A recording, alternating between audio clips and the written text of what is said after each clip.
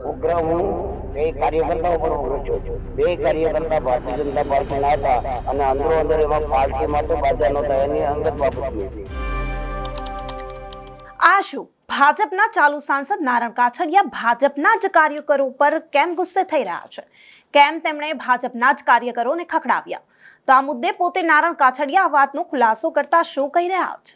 શું છે સમગ્ર મામલો તે જાણીશું આ વિડીયોમાં. નમસ્કાર, હું અમરીન અને તમે જોઈ રહ્યા છો નિર્ભય ન્યૂઝ. ગુજરાત લોકસભાની ચૂંટણી હવે લોહિયાળ બનતી ગઈ છે. અમરેલીની બેઠક પર ભાજપના ચાલુ સાંસદ નારણ કાછડિયાને ટિકિટ કપાતા કાર્યકરોમાં અત્યારે રોષ જોવા મળ્યો છે. અમરેલીની બેઠક પર ફરીથી નારણ કાછડિયાને ટિકિટ આપવાની તેવી માંગ કરતા કાર્યકરોને ભાજપના જ કાર્યકરોએ મેથી પાક આપ્યો છે. જેના બાદ અમરેલી ભાજપના તમામ મોટા નેતાઓ એક સાથે જોવા મળ્યા છે. અમરેલી ભાજપના પ્રભારી હકુભા જાડેજાએ પાર્ટીમાં અસંતોષની વાતને નકારી છે, પરંતુ એક બાજુ જ્યાં વિરોધનું પર્યાય થઈ ગઈ હોય તેવી ભાજપ પાર્ટીમાં અસંતોષ જે છે તે સ્પષ્ટપણે દેખાઈ રહ્યો છે. ત્યારે આ જ મુદ્દે સાંસદ નારણ કાછડિયાએ શું કહી રહ્યા છે તે પણ તેમને જ સાંભળી લઈએ. જે અસંતોષોની આખી જૂથની બેઠક મળી હતી, તમે પણ તેમાં ઉપસ્થિત હતા, શું નિષ્કર્ષ આવ્યો? ભૂપેન્દ્રસિંહ સાથે શું રજૂઆત થઈ? પહેલા તો અસંતોષ શબ્દ જ હટાવી.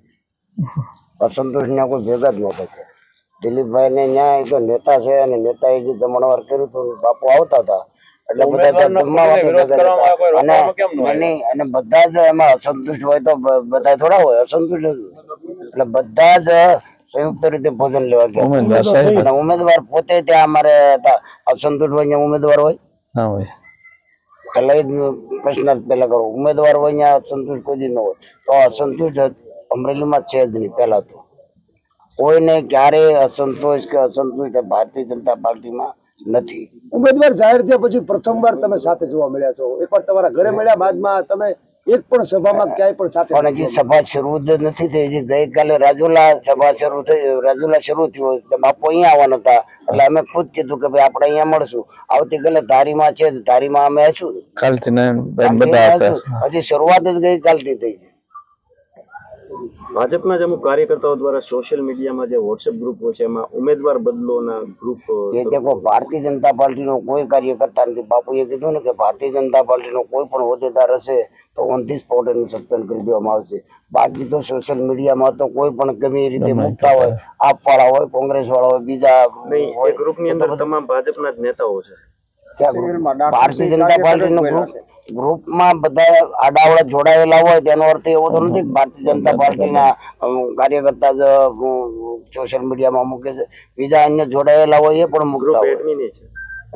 કાલે કેમ નારણભાઈ એટલા બધા ઉગ્ર થઈ ગયા હતા હોસ્પિટલમાં? ઉગ્ર હું બે કાર્યકર્તાઓ પર ઉગ્ર થયો હતો. બે કાર્યકર્તા ભારતીય જનતા પાર્ટીના હતા અને અંદરો અંદર એમાં પાર્ટી માટે બાધા નહોતા, એની અંગત બાબતની હતી. અને મારા ઘરની બાજુમાં હતું અને મને તરત ફોન આવ્યો કે અહીંયા ઝઘડો થયો એટલે અમે દોડીને ત્યાં છૂટા પાડવા માટે ગયા છીએ, નહીં કે અમે કોઈ બીજા જૂથ માટે.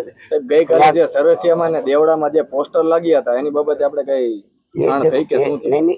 એ દેખો, એ તપાસનો વિષય છે. જે કોઈ પોસ્ટર લગાડ્યા હશે કે જે કોઈ પોસ્ટર માર્યા હશે એને પાર્ટીની રીતે પાર્ટી તપાસ કરશે ને એનું જે સાચું છે. કોંગ્રેસ આપ છે એને માર્યા હોય અને ભારતીય જનતા પાર્ટીને બદનામ કરવા માટે એ પણ મારી શકે. ત્યારે તેમની ટિકિટ કપાયા મામલે નારણ કાછડિયાએ શું કહ્યું તે પણ જોઈ લઈએ. તે પોતે આ વાતનો ખુલાસો કરતા શું કહી રહ્યા છે તે પણ જોઈ લઈએ. લેસ માત્ર નહીં, 3 વાર નહીં ભાઈ, 6 વાર ટિકિટ આપી, 3 વાર નહીં. તમે બોલો છો 3 વાર જિલ્લા પંચાયત, 3 વાર લોકસભા અને 5 વાર જિલ્લા પંચાયત પ્રમુખ, 5 વાર જિલ્લા પંચાયત પ્રમુખ જો છું. એટલે ટિકિટ કાપડે આ તો પાર્ટી ખૂબ આ તો છે ને આ પ્રક્રિયા હોય. મને આપી ત્યારે કોઈ નહીં કાપ્યા હોય. હા બરાબર છે, સાચી વાત છે. કોઈ કાપ્યા આપીને જ આપ્યા હોય ને 100%. એટલે મને ઈ રંજ નથી, એક લેસ માત્ર રંજ નથી. ડોક્ટર કાનાબાર સાહેબ એક બાજુ જ્યાં કોંગ્રેસના ઉમેદવાર જનીબેન ઠુમ્મર અમરેલીના ગામડાઓમાં જઈને જોરશોરથી ચૂંટણી પ્રચાર કરી રહ્યા છે, ત્યારે અમરેલી ભાજપમાં પ્રચાર તો દૂર ઉમેદવારોને પોતાની જ પાર્ટીના કાર્યકરો વિરોધ કરી રહ્યા છે. એક બાજુ જે પાર્ટીના કાર્યકરો જ પોતાના ઉમેદવારને નથી સ્વીકારતા તો અમરેલીની જનતા ભાજપને આ વખતે તક આપશે ખરી તે પણ સવાલો થઈ રહ્યા છે. આ જ પ્રકારના ઇન્ફોર્મેટિવ વિડીયોઝ જોવા માટે જોડાયેલા રહો નિર્ભય ન્યૂઝ સાથે તથા અમારી ચેનલ નિર્ભય ન્યૂઝને લાઇક, શેર અને સબસ્ક્રાઇબ કરવાનું ભૂલતા નહીં. આભાર.